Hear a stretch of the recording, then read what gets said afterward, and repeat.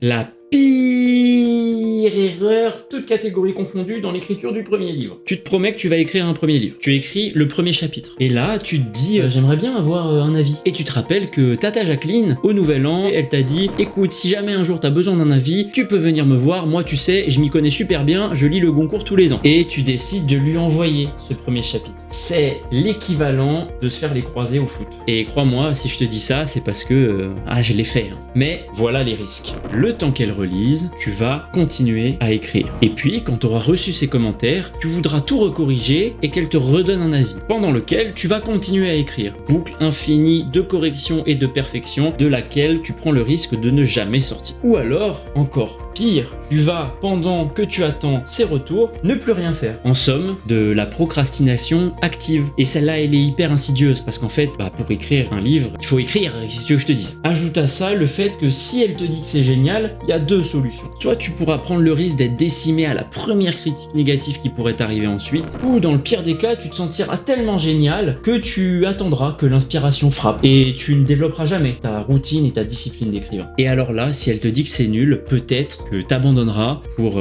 finalement la vie d'un moldu. Alors que bon sang, on s'en fout de ce que pense Tata Jacqueline. Donc, chaque chose en son temps. Ton premier roman, il a pas besoin d'être parfait, il a juste besoin d'exister. Écris le premier jet, toi corrige-le et relis-le. Et ensuite, bien évidemment, confronte-le au regard de bêta lecteur. Mais quand tu auras l'entièreté de ton manuscrit. Bref, quand est-ce que tu te lances ?